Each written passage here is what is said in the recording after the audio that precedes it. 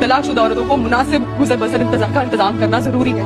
ये नेक लोगों पर एक फर्ज है। इस तरह खुदा तुम्हें अपनी निशानियां दिखाते हैं ताकि तुम समझ सको। तलाक के तरीके और शर्तें कुरान में लिखी हैं। तलाक को 3 महीनों की मुद्दत में दिया जाए जिससे सुलह का मौका मिले।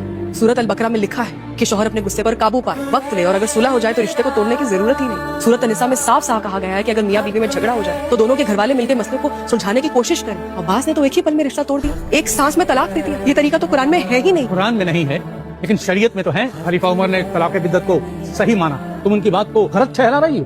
खलीफा उमर ने तो ये भी कहा है तलाक बिद्दत तब तक कायम रहेगा जब तक ऐसे करने वालों को सरेआम कोड़े न मारे जाए। दूसरा निकाह करने से पहले हर मर्द को अपनी पहली बीवी से इजाजत लेनी पड़ती है। सूरत निसा में कहा गया है कि अगर तुम डरते हो कि इंसाफ नहीं कर पाओगे तो एक ही बीवी रखो। इस रील का कतई तौर पर मकसद ये नहीं है कि मैं बॉलीवुड को या इंडियन मूवी इंडस्ट्री को प्रमोट करूं। मुझे मिस कोट मत कीजिएगा, ये डिस्क्लेमर मैं सबसे पहले आपको दे रहा हूं। मैंने 1-2 रील्स देखी जिसके अंदर इस मूवी के सीन्स थे, कुरान की बात हो रही थी, मेरा इंटरेस्ट डेवलप हुआ। मैंने जाके I get back and watch the entire movie, और पूरी की पूरी मूवी जो है 2-2.5 घंटे 3 घंटे की मूवी जो है वो कुरान की सिर्फ और सिर्फ एक आयत के इर्द गिर्द घूम रही है, उसकी तफसीर के इर्द गिर्द घूम रही है। और वो आयत है अत्तलाकु मर्रतानी, तलाक 2 मरतबा होती है। फइमसाकुन बिमारूफिन औ तसरीहुन बिइहसानिन। उसके बाद भी तुम अगर बेहतर तरीके से अपने रिश्ते को चला सकते हो तो चलाओ, अगर नहीं चला सकते हो तो फिर एहसान के साथ, खुश उसलूबी के साथ अलग हो जाओ। कि तलाक जो है वो एक ओकेजन पर 3 दफा अगर दे दी जाए, तलाक तलाक तलाक, तो तलाक हो जाती है। और दूसरा इंटरप्रिटेशन ये है जो कुरान का इंटरप्रिटेशन है कि नहीं, अत्तलाकु मर्रतानी, तलाक 2 मरतबा होती है, 2 मुख्तलिफ ओकेजन्स पर होती है। बड़ा सेंसिटिव टॉपिक है। बड़े लोग आएंगे कि आप तो बॉलीवुड को जी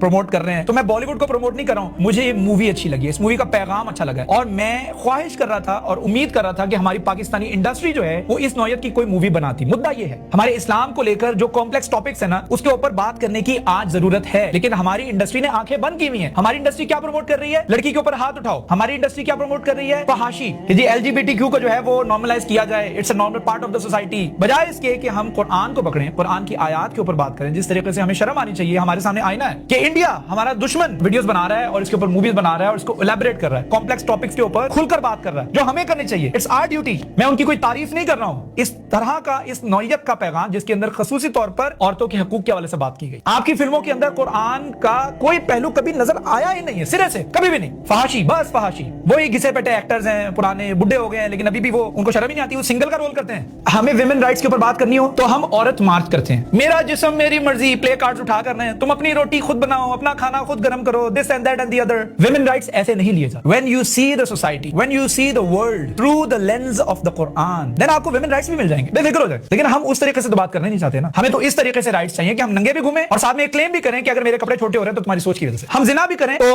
उसके बाद हम कहें कि ये अगर जिना भी हो रहा है तो तुम्हारी सोच की वजह से। तुम्हारी सोच गलत है। गौर से देखो, ये जिना नहीं है, ये विमेन राइट्स हैं, ये फहाशी नहीं है, ये विमेन राइट्स हैं, ये छोटे कपड़े नहीं है, ये औरतों के हकूक है।